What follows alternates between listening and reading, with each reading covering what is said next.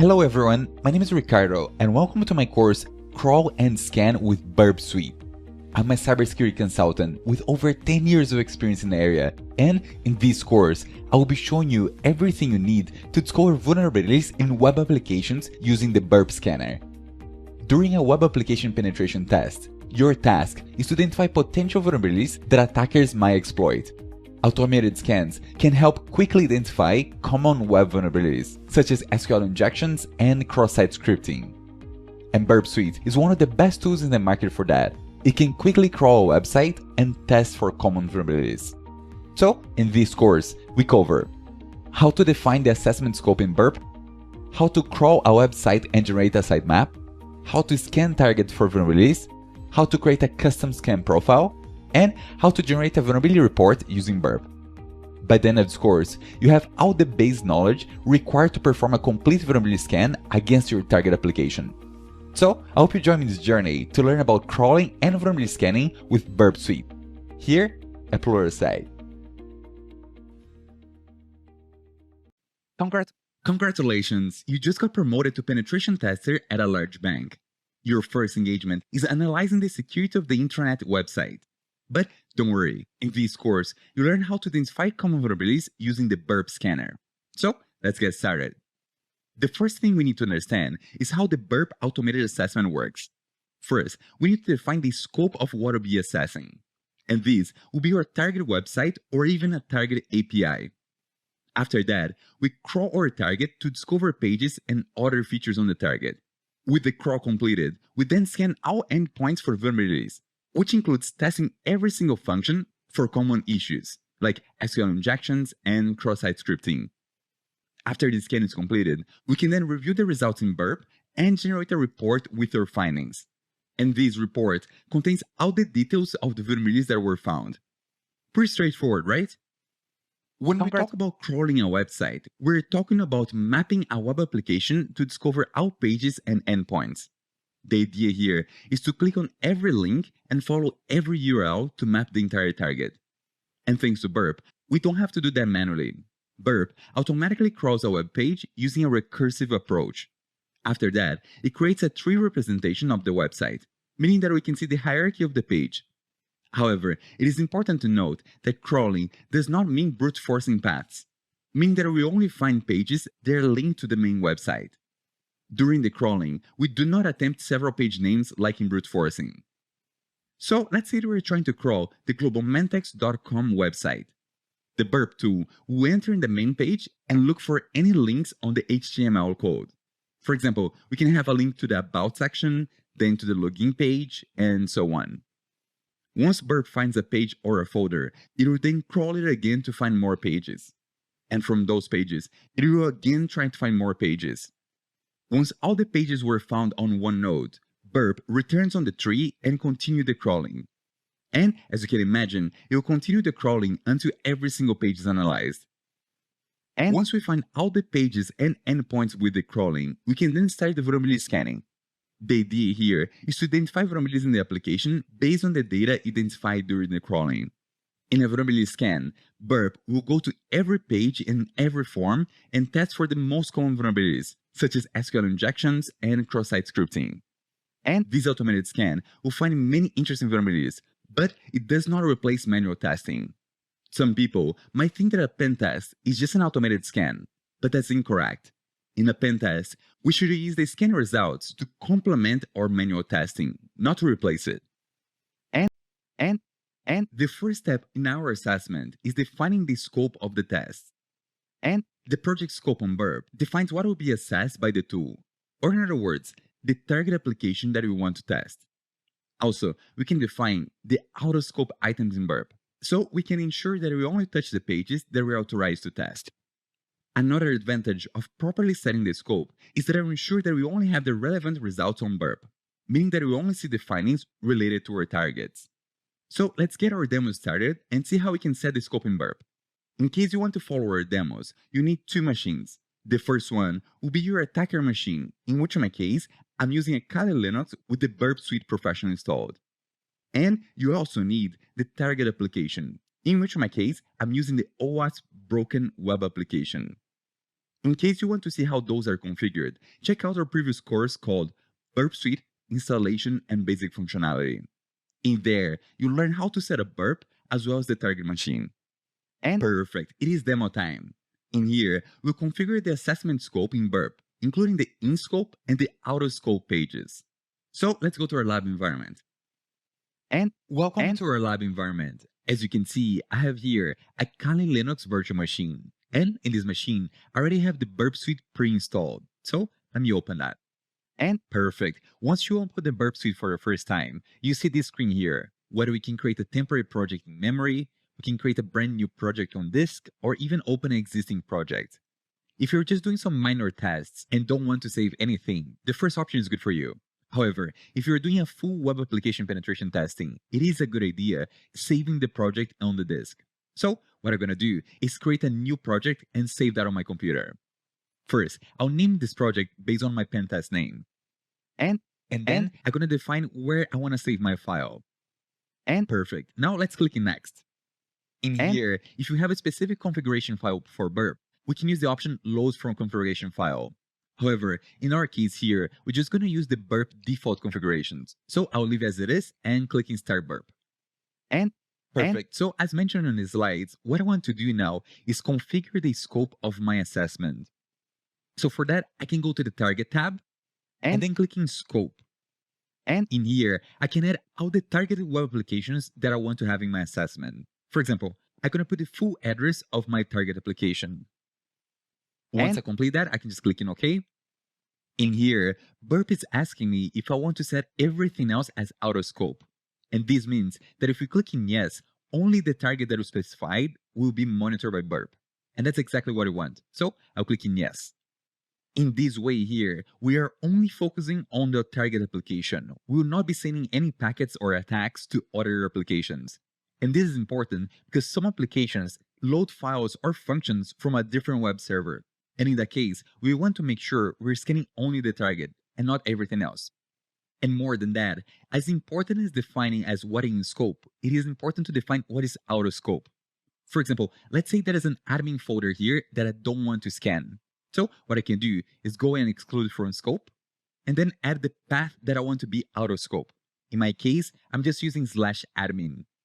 And perfect.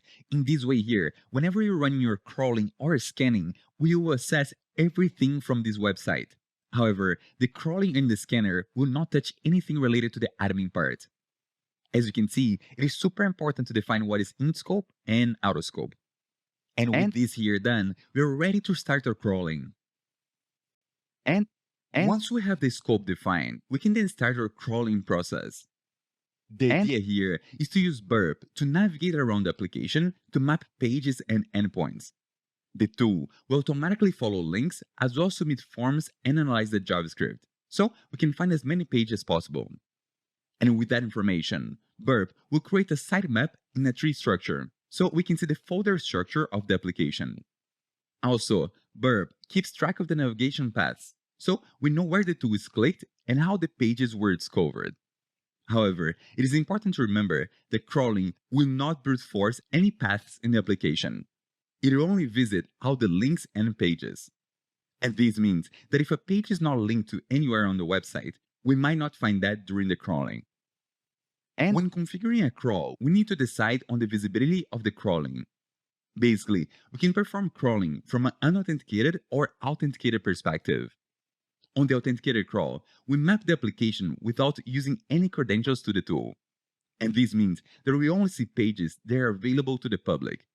Any pages that are protected by a login page might be missed by Burp.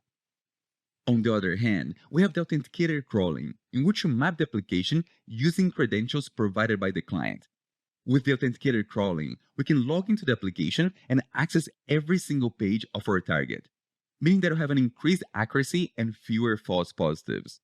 As you can imagine, if your target application has a restricted area, the authenticated crawling produces better results. However, some clients choose an authenticated crawl to simulate an attacker without any access to the target. So, it is up to you, the pen tester, to discuss with the client if they want to perform an authenticated crawl or an unauthenticated crawl. To be able to run authenticated crawls, you need to provide Burp with credentials to access the web page. With those credentials, Burp would then log into the application and obtain a session token, which will be used to navigate across the target. One important thing to note is that if your application has multiple roles, like multiple levels of users, it is best to use an admin account or even multiple users from different roles. In this way, you can access every single area of the application. And alright, this is my favorite part of the course. It is demo time. In here, we use Burp Suite to map our target application. So let's go to our lab environment. And welcome back to our lab environment. Now that we have our scope defined, we can then start our crawling. For that, I'm gonna go to the dashboard tab and then clicking new scan. In here, I can select if I want to crawl or scan a website. In my case, I will just select the crawl option. So we only map the application. We do not perform any vulnerability scan so far. As you can see, I already have here the scope of the scan predefined. This here is exactly the same value that I set on the scope tab. If I wanted, I could even specify here a specific path of the application for the scan. For example, app 1. However, in my case, I want to crawl everything from my target. On the protocol settings, we can define if you want to scan both HTTP and HTTPS, or if I want to force Burp to scan only the protocol that is specified. In my case here, my server is only running HTTP, so I can select this option. However, if your target server is running both HTTP and HTTPS, then you can select the first option. Next, we're going to go to the scan configuration of the crawl. In here, I can select the crawl configurations that I want to use for this crawling. In theory, Burp already comes with some predefined configuration templates. All we have to do is clicking from Select from Library. And here, we have different types of crawling. For example, lightweight crawling, or like 30 minutes crawling, or more complete crawling. In theory, we can just select one of those options and we're going to have all the configuration for us. However, if I want, I can create my own custom configuration to crawl the website in any way I want. For that, we can click New, and then set a name for my configuration, which in here I'm going to call Basic Crawling. Perfect. Now we have several sections to define the options related to this crawl. So let's take a look at each one of those. In the first one, we have the crawl optimization. In this case here, I can define the depth of my crawling, which means how deep you want to go in the crawling process. In this case here, I want my depth to be 4. Another thing we can set here is the crawl strategy, which you can select as fastest, faster, normal, complete, or most complete. If you use the normal, you're going to find pretty much all the web pages. However, if you want to be sure that you're not missing anything, you can select one of the other options. In my case, I'll just select normal. Next, I can select the crawl limits. And in this case here, is defining the maximum crawl time and the maximum locations it's covered. And this is to ensure that your crawling is not taking too long. We can set here some thresholds to ensure that the crawling doesn't last too long. Next, we have the login functions, in which we can enable 2 interesting options. The first one is telling Burp to try to self-register as a user. In this case here, if a Burp finds a registration page, it will try to create a new account and use this account to continue the crawling. Also, there's another option enabling to trigger login failures, which means that Burp will try some failed authentications just to analyze the response from the server. In my case, I want those 2 options enabled, so I'll leave as it is. Next, we have the handling application errors during crawl. And in this case here, it's just to define what Burp will do if we find any errors. In my case, I'll leave as it is. Also, we can also override some project options here. For example, we can set the timeout for the connection and the timeout for the response from the server. And in the miscellaneous part, we have some additional options. For example, this first one here tells Burp to try to submit every single form in the application.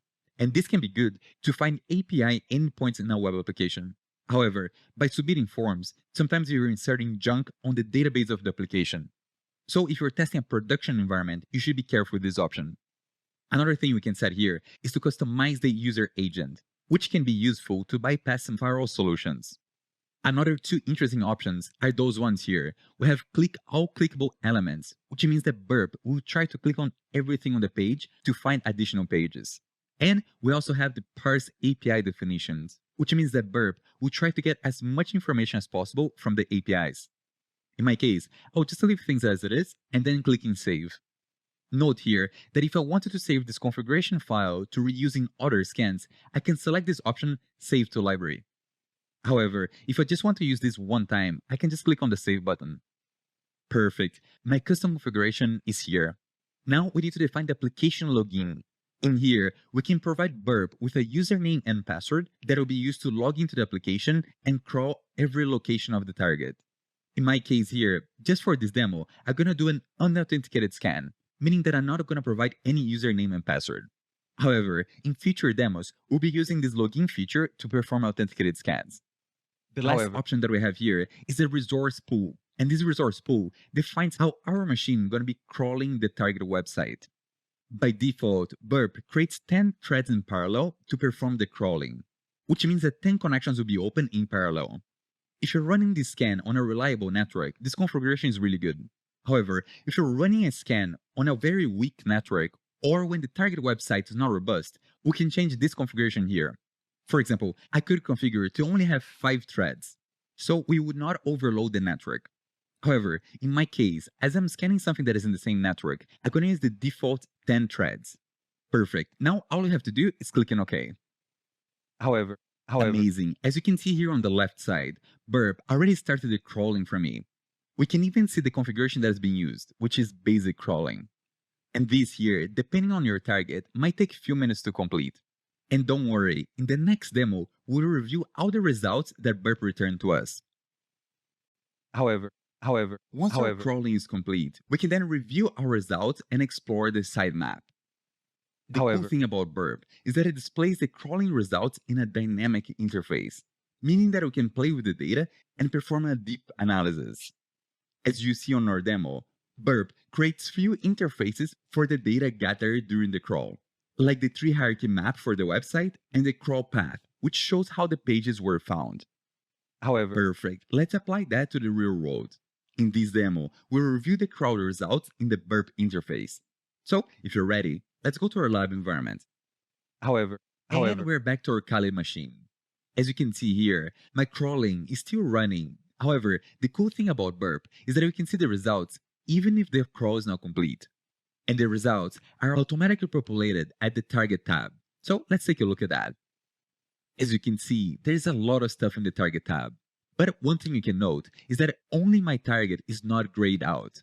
And this is because Burp scanned our target application to find pages. And during the scan, those pages most likely reference external websites, such as LinkedIn and Google. However, as those websites are out of scope, Burp is not crawling those targets. In fact, the tool is only crawling the application that we set on the scope. So let's take a look on what was found so far. I can expand this tree by clicking on the left side of my target. In here, I can see the folders and files related to my target.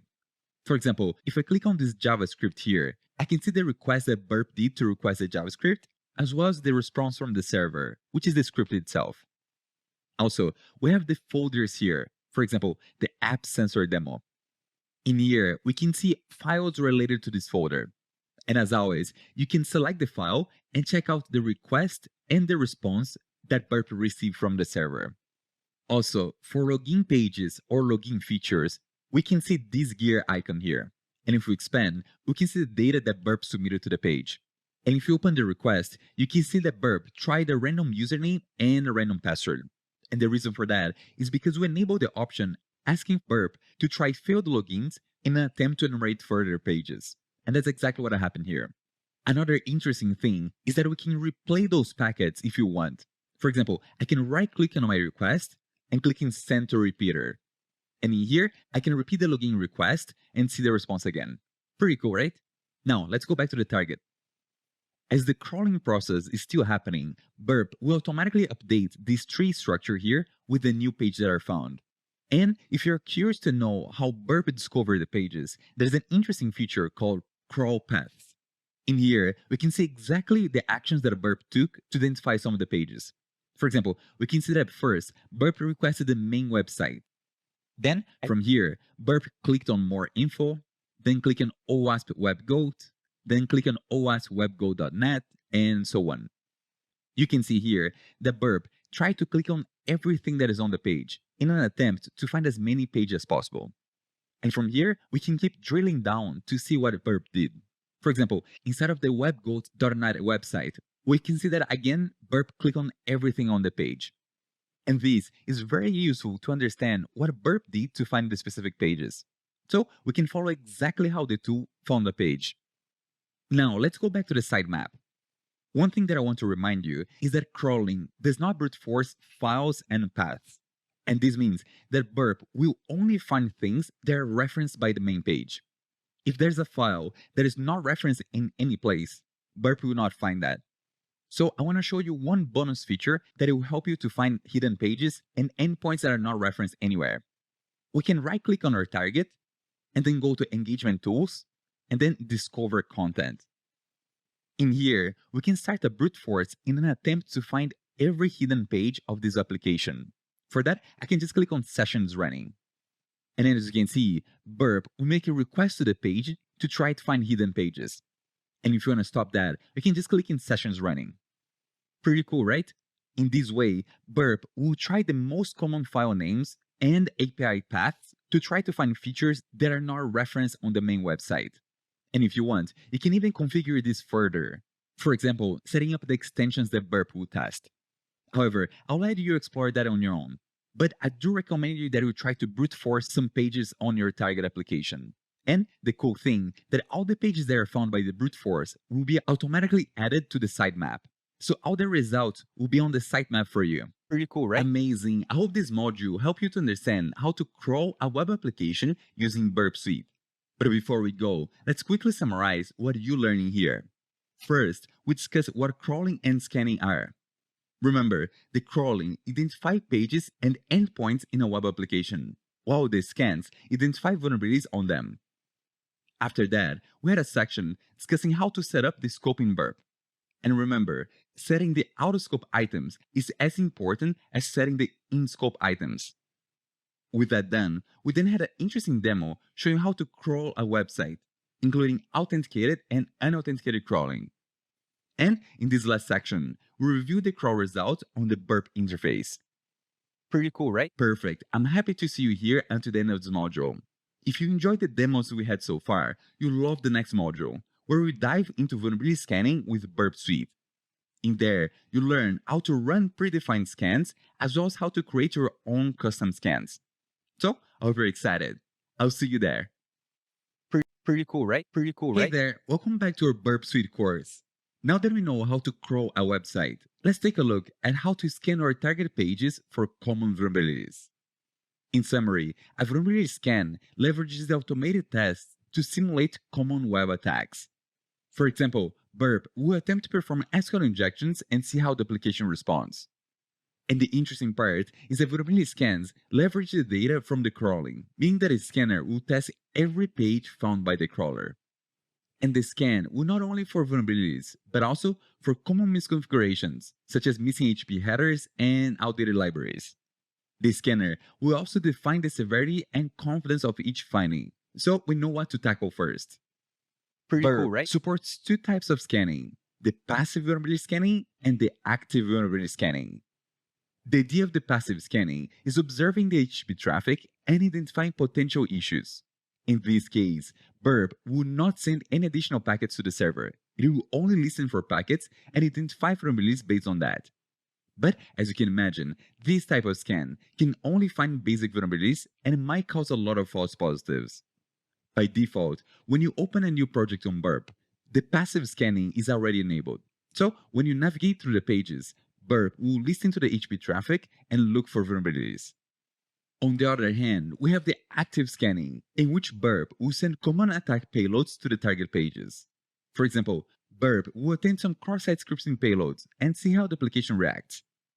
The active scan sends data to the target pages as well as submit forms, so it can be very noisy.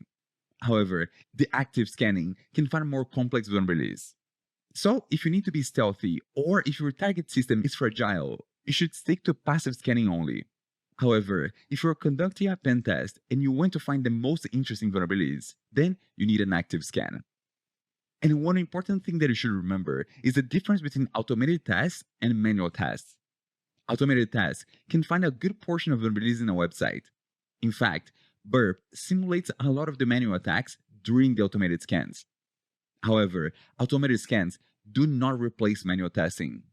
Your automated tests are a complement for your pen tests, but you should never rely on them, since they might miss important vulnerabilities. From my experience, the automated tests will find around 70% of the issues. However, the other 30% are still super important. And one, The first scan we'll be running is a predefined scan. and one, Burp already comes with 4 predefined scan configurations, being lightweight, fast, balanced, and deep. As you can imagine, the first one is the quickest one, but it might miss a lot of vulnerabilities, while the deep one will find a lot of stuff, but it might take days to complete. Personally, I usually run the balanced scan first and see the results I get. And if I see there's not too many results and I have enough time, then I run a deep scan to confirm. and one, Similar to crawling, the scans can be unauthenticated or authenticated. The idea behind unauthenticated scans is assessing the target without any credentials to the target. and In one, this way, we can simulate an external attacker with no access to the application. However, this approach might miss vulnerabilities in restricted areas of the website, like the admin panel. On the other hand, we have the authenticated scans, which assess the target using valid credentials to the application. In this case, we're simulating a valid user trying to compromise the application. And with the authenticated scans, we can evaluate all areas of the target application. In your pen test engagement, you should discuss with your client what kind of scan they prefer. In theory, the authenticated scans are better since they can target all areas of the application. But some clients only an unauthenticated scan to simulate an external attacker. In And order one- to perform the authenticated scans, we can provide credentials to Burp, which you use them to authenticate against the target application and obtain a session token that will be used across the application, which is similar to the crawling. The cool thing here is that we only need to provide a set of username and password to Burp, and it will automatically find all the login pages and authenticate against them.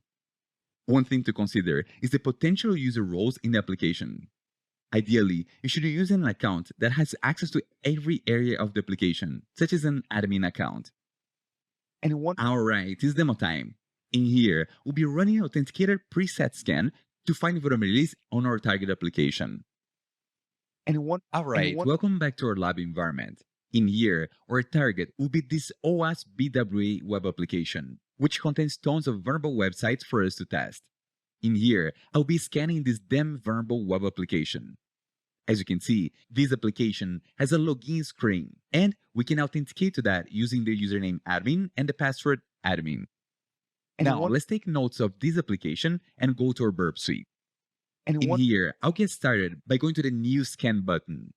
In here, one- I'll select the first option, which is Crawl and Audit. As you can see, when you are running a vulnerability scan, Burp automatically does some crawling before starting vulnerability scan. So all we have to do now is define our target, which in my case is this URL with DVWA, which is a damn vulnerable web application. Also, since I know that my target application uses HTTP, I'll select this option, Scan using my specified protocols. However, if your application uses HTTP and HTTPS, you should use this first option here. Now, let's go to the scan configuration.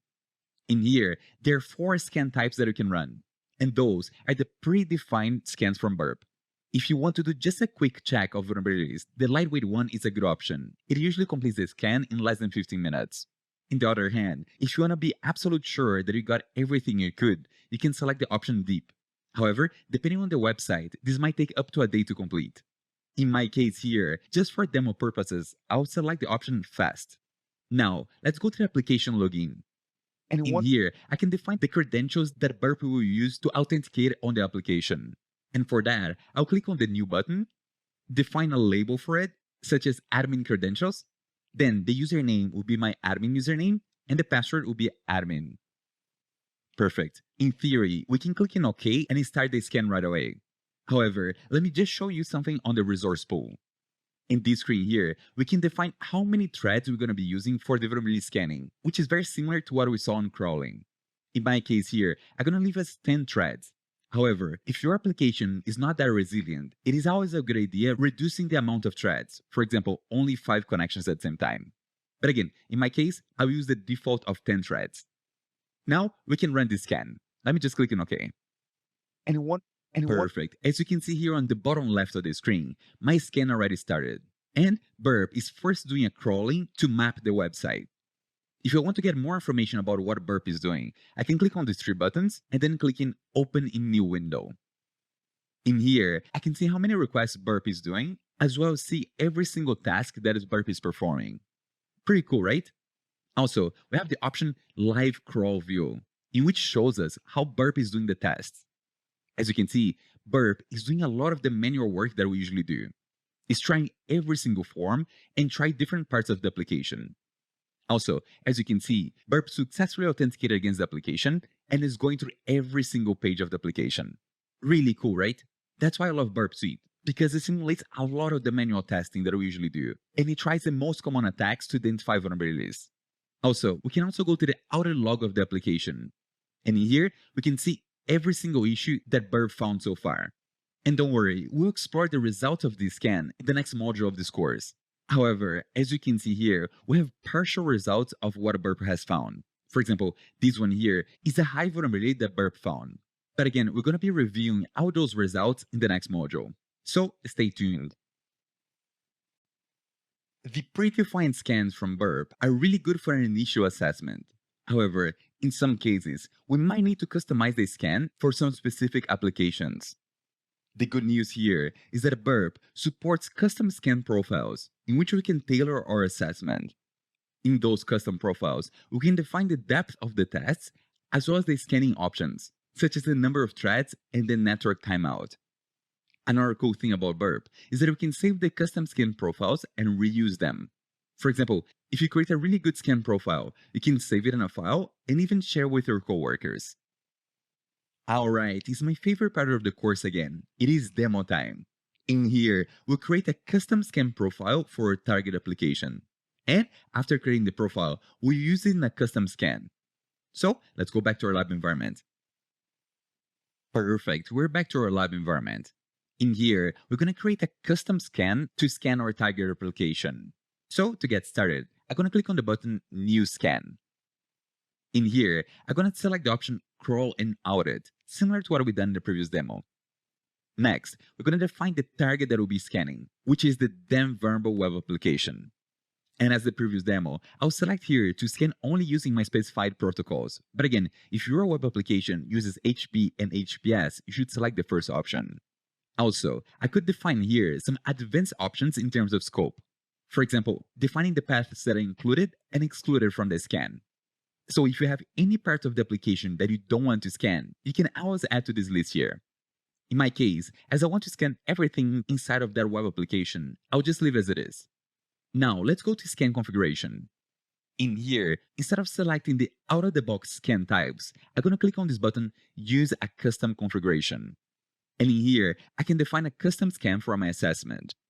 If we click on the button Select from Library, you see that Burp has tons of predefined configurations for auditing and crawling. For example, we could select to scan everything on the web application except the JavaScript, or to scan only for critical issues. However, in my case, I want something more customized for my target application. So I'll close this window, and then click in New, and then Auditing. Perfect. In here, I'm going to define a name for my scan profile, which I'll call Global Mantics Web Scan. Perfect. In the audit optimization, I can define the audit speed as well as the audit accuracy. For example, in here, I could select to minimize false positives. So Burp will do some additional tests to validate every single finding. However, keep in mind that this will make the scan a little bit longer, but at least you have minimized false positives. Also, I can define an upper limit for the scan time. For example, we can put here 60 minutes, which means that my scan will be stopped at the 1 hour mark. In the next section, we can define which issues will be reported by Burp. For example, by default, Burp scans for every type of vulnerability that you can imagine. However, if you want, we can select some specific vulnerabilities to be tested. For example, I'm going to select this option here so we can select individual issues. For example, I could disable the SQL injection attempts, or disable any kind of local file path manipulations. And this here will allow you to tailor your scans based on your target web application. In my case here, as I want to find every single vulnerability, I'm going to leave the first option selected. Now, let's go to the next section, which is related to handling application errors during audit. In here, we can select some stop criteria to pause the scan in case Burp observes too many errors. For example, in here, if Burp observes 60 consecutive errors, it will pause the scan. However, if you are scanning an important system and you want to make sure that you don't cause any downtime, you can change this value to something lower, for example, 30 consecutive errors. In this way, once Burp starts to see new errors, it will stop the scan right away. Now, let's take a look in the next section, the insert point types. In here, we can define where we want Burp to insert the attack payloads. By default, Burp will try the attacks on every single parameter and every single field that you can send to the application. For example, it will try on GET requests, POST requests, cookie parameters, HTTP headers, and so on. However, if you have some restrictions, for example, a web application firewall, we can disable some of the insertion points. For example, I'm going to disable the option HTTP headers. And this means that Burp will not try any payload on the HTTP headers, which could sometimes bypass some web application firewalls. Next, let's take a look at the modifying parameter locations. In this here, we can tell Burp to try to switch the values in between parameters. For example, trying the parameters on the URL into the body of the message, or trying the parameters from the body into the cookie options. And in this way, we can try to find hidden vulnerabilities in parameters that application is not expecting. Next, we have the section Ignore Insertion Points. And in here, we can define some rules to avoid Burp of scanning parameters that we don't want.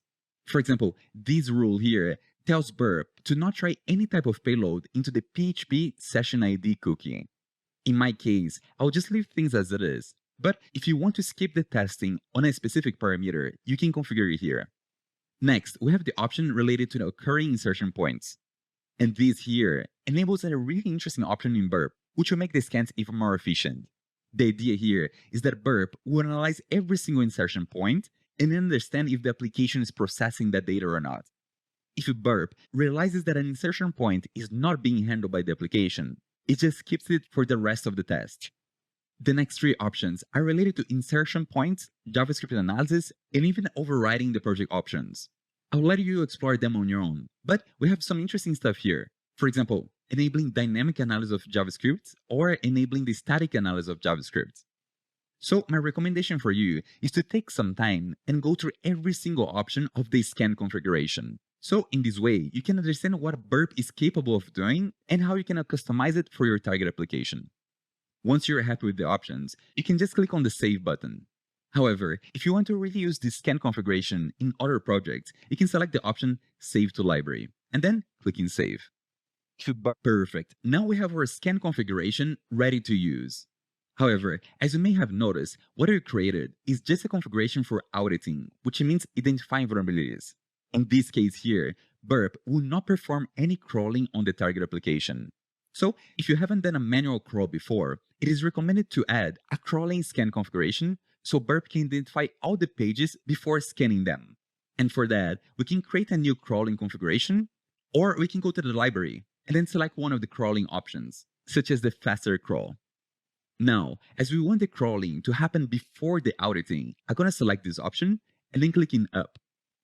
Perfect. Now, based on this screen here, we can see that Burp will first crawl the application using this faster profile, and then it will audit the target using the configuration profile that we created. Pretty simple, right? Now, since my application has a login screen, I have to define the credentials on the application login option.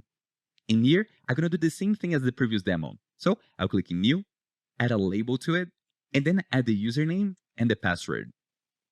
Perfect. Everything looks good. So we can go ahead and click in OK. Amazing. Now, if we scroll down on the left side, we can see that it is a new task being executed, which is crawl and audit of our target web application. As you can see, it's using the faster crawling strategy and using the global Mantex scan profile that we defined before. And similar to the previous demo, if you want to get more information about this scan, I can click on those three dots and then go to Open in New Window. In here, I can see the live crawl view and even the event log related to the scan. Now, this scan here might take a little while, so let that run for a few hours. But don't worry, in the next demo, we'll review the results of this scan. Amazing! I hope this module helped you to understand how to scan an application for vulnerabilities. But before we go, let's quickly summarize what you learned here. First, we discuss how vulnerability scanning works, including the difference between passive and active scanning, as well as the difference between authenticated and unauthenticated scanning. Remember, the most accurate scan is the active authenticated scan, but you should always confirm that with your client. After that, we had a section discussing how to run a default vulnerability scan with Burp, which should be sufficient for the majority of the engagements. And in this last section, we had a demo showing how to create a custom scan profile and how to use it for a vulnerability scan. Perfect. Now that I have the scans completed, it is time to review the results and generate reports based on the findings, which is exactly what I'll be seeing in the next module. In there, you see how easy it is to generate a scan report in Burp and how much information we can get from it. So I hope you're excited. I'll see you in the next module. Hey there, it's nice to see you back. Now that we have our vulnerability scans completed, let's review the results and generate reports based on the vulnerabilities that we found. The cool thing about Burp is that it centralizes the results from all the scans into one dynamic interface, so we can easily investigate them further. Also, the results can be grouped by category or even by the affected assets. Another interesting thing is that Burp keeps all the raw requests and response packets, so we can see exactly what was transmitted and what was received from the server. And also, all the findings have a remediation section, explaining what should be done to fix the issue. When generating the findings, Burp attributes a severity to each vulnerability based on the potential impact on the application. High vulnerabilities are the ones that can cause data leaks or command execution, like SQL injections and command injections. Medium vulnerabilities are the ones that might impact the functionalities of the tool or might require user interaction, like cross-site request forgeries. Low vulnerabilities are the ones that have very low chances of being exploited and cause minimum damage, such as an outdated JavaScript library. And informational vulnerabilities are usually findings just for your knowledge, but they don't have any required actions. And although Burp set those severities for us automatically, we can always adjust them manually if necessary. Another thing that Burp attributes to every finding is the confidence of the finding. This means how certain Burp is about a vulnerability. If Burp sets a finding as a certain, it means that a vulnerability is for sure present and exploitable. Those are the most critical ones. If Burp sets a finding as firm, it means that it's a high likelihood of being a valid issue. It is probably not fully confirmed, but it has a high chance. The tentative findings are the ones that Burp suspects to be valid, but it was not able to confirm. So, based on the severity and the confidence, we know which vulnerabilities we should prioritize to fix. For example, we should tackle first any high severity and certain confidence vulnerabilities. After that, we can fix a high severity but firm confidence, and keep doing that until the team remediated all the findings. One important thing to remember is that our job as penetration tester is to review all the scan results and look for false positives. And this means that we should use manual techniques to validate the main findings and update the severity and confidence based on what we found. If we just run a scan and send the results without even looking at them, we're not doing our job properly. A penetration tester should only present findings that are valid and confirmed. Burp Suite has a really good interface for reviewing the scan results. We can easily drill down and get more information about a vulnerability. In this demo, we'll explore the results of the scan that we run in the last module, and this includes reviewing the attack payloads and also adjusting the severity and confidence of a finding. So let's go to our lab. Welcome back to our lab environment. In this demo, we'll review the results of the scans that we performed in the last module. So the easiest way for that is just selecting the scan that we performed on the dashboard interface. Once the scan is selected, we will see the summary of the scan on the middle of the screen. In here, we have all the issues found by the scanner, as well as some information on what was found. And the interface is super easy to use. If you want to get more information about one specific vulnerability, we can just click on it, and then we get all the information that we need for that issue. In here, we have a good description of the vulnerability. In this case, we have an SQL injection. And Burp even tells us which parameter were vulnerable to this attack. As you can see, Burp has a really good description as well as some remediation details for this specific issue. There is a lot of recommendations, including escaping single quotation and other things. One cool thing about Burp is that it keeps all the requests related to this vulnerability. So for example, let's check the request 1. In here, we see there's one character highlighted, and this is the SQL injection attack.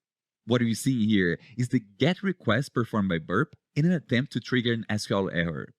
Also, we can click on the response 1 and see what the server returned to us. As you can see, Burp highlighted the error that the server returned to us. In our case, it seems that the MySQL server found the syntax on the error, and this means that we have a potential SQL injection. To test if this is not a false positive, Burp done a second request. In here, it's adding 2 single quotes, which in theory should not interfere on the application. And if you check the response from the server, you can see that a request was processed normally. So we have a higher indication of an SQL injection. And to make a final check, Burp did a third request, in which we submitted an SQL query to see how the server responded. As you can see here, this SQL query just put the server to sleep for 20 seconds, which is a good way of confirming SQL injections. Pretty cool, right? Also, another interesting thing is the path to the issue. And in here, we can see exactly how Burp found this vulnerability. For example, first, the Burp requested the DVWA page. Then it submitted the login, then clicked in brute force, and then submitted the login form on the brute force page. Interesting, right? We can see exactly what was the path that Burp took to find this vulnerability. Now, let's say that I saw this vulnerability and I'm interested in trying to exploit that. First, just so it's easy for me to find this vulnerability again, I can highlight it from the list. For that, I'll right-click on the issue, and then select Highlight, and then select a color for it, for example, purple. In this way, this vulnerability will be highlighted for me, so it's easy to find in this list. And if I want to remove the highlight, it's pretty much the same process. I right-click on it, then highlight, and then just put white. Perfect. And now, let's say that I investigated this vulnerability further, and I found out that this is an SQL injection on a server that is not important, like a development server. I can readjust the severity of this issue by right-clicking on it, go to Set Severity, and then selecting Medium. In this way, I can override the severity based on the findings from my manual testing. And similar to that, I can readjust the confidence of this issue. For example, in here, Burp is telling me that this issue is a certain, which is very high likelihood. But if I wanted, I could change this to firm or even tentative. Now, let's say that I investigated this vulnerability a little bit further, and I found out that this is a false positive, and I don't want that in my report. So, what I can do is right-click on the issue, then go to Set Severity, and then select False Positive. In this way, this will not be reported on the Burp report. Pretty cool, right? Your job as a penetration tester is going through those findings and validate them to see if they are valid or not. And after your analysis, you should update the severity and the confidence here in Burp. So then later, when we generate a report, all the data will be updated. As you can see, it is really easy to investigate vulnerabilities in the Burp interface. We can easily see all the requests and the responses and see the recommendations to fix the issue. However, before we move on, I want to show you one more thing. If I want to know the vulnerabilities of a specific page, I can go to the Target tab, expand my target server, and then select a page that I'm interested in, like this crossdomain.xml. In here, on the right side, we can see the issues related to this page. And if we expand this a little bit, we can even see the advisory with all the details and the request and response related to this issue. Pretty cool, right? In this way, you can explore the vulnerabilities based on each page, so you know exactly what to attack and how to attack. The reports from Burp Suite are among the best automated reports out there. They contain a lot of valuable information in a really friendly format. The nice thing about the Burp report is that they contain a summary of everything that was found, as well as the details of each finding. And actually, it includes the relevant payloads, so we can easily understand how the tests were performed. Also, each finding has a recommendation, and the report looks very professional. As you see shortly, the report is very concise and contains only the information that is relevant. So, in this demo, we generate a report regarding the scan that we performed. Welcome back to our lab environment. In this demo, we'll be generating a report related to the findings of the vulnerability scan that we ran in the previous demo. And the good news is that reporting in Burp is super easy. As you see here, in few clicks, we can generate a report without the findings from our scan. So to get started, let's go to the Target tab and then select which part of the application I want to report on. For example, if I want to report only the vulnerabilities of the then vulnerable web application, I can right-click on that specific folder, then go to Issues, and then Report Issues for this branch. In this way, the report generated would be related only to this folder of the application. However, in my case, I want to see all the findings related to my target. So I can right-click on the target, then go to Issues, and then Report Issues for this host. Perfect. Now we have here the Burp Scanner reporting wizard. And in here, we can select the options that we want for the report. First, we need to choose the format of the report. We have the options to have the report in HTML and also exporting the data into XML. In my case, I'll select the HTML report. Then let's click in Next. In the next screen, we select what type of details we want to include in the report. For example, including the issue background, the remediation recommendations, the references, and even the classification of the vulnerability. In my case, I'll leave everything enabled, but you can customize if you want. So let's just click in Next. In this screen, we have two options to decide. The first one is to decide if you want to include the requests on the report. By default, the option Include Relevant Extracts is enabled, meaning that Burp will only include the requests when relevant for the vulnerability. However, we could choose to not include any request or to include every single request. But in my case here, I'll leave the default option. The second part is similar to the first one, where we can decide if we want to include the response on the report. And again, I'll just leave as it is and clicking Next. In this screen here, we can select which issues we want to show in the report. For example, OS command injections, path imports, out-of-the-band resource loads, private IP addresses, and so on. Personally, I like to leave everything enabled and have all the information in the report. However, you could customize that if you want. For example, disabling some of those issues. Once you're happy with your option, you can just go ahead and click in Next. In this last screen, we just need to define where we want to save the file, and then define the title of the report, and few options of how the issue is going to be displayed. For example, we can choose to organize the issues by type, by severity, or even by URL. In my case, I'll leave by type. Also, I could select what I want to include in the summary table. By default, all the issues are presented in the summary. But for example, I could choose to only show the high issues. And this would be interesting in a case where you have a lot of findings and you want to highlight only the high ones. In our case here, I want to see all the issues, so I'm just going to select all issues. And similar to that, we have the summary bar chart, where we can select if we want to show all the issues or only the high, medium, and low issues. In my case, I'll just leave as it is and click in Next. Perfect. In less than a second, Burp generated a report for us. So let's take a look at the report. First, I'm going to open the folder where the report was saved. And then I'm going to double click on the report that was generated. Perfect. Take a look. We have a really cool report here. In the first part, we have the summary of the findings, showing the high priority ones, medium ones, low, informational, and false positives. We also have here the confidence of each finding. So we have certain, firm, and tentative. We have a bar chart showing the total number of findings. For example, high findings, medium findings, and then low findings. If we scroll down a little bit, we have the table of contents of this report. As you can see, there is a lot of stuff in here. So let's take a look at one of the vulnerabilities to see how it's presented in the report. In this case here, this first vulnerability is the OS command injection.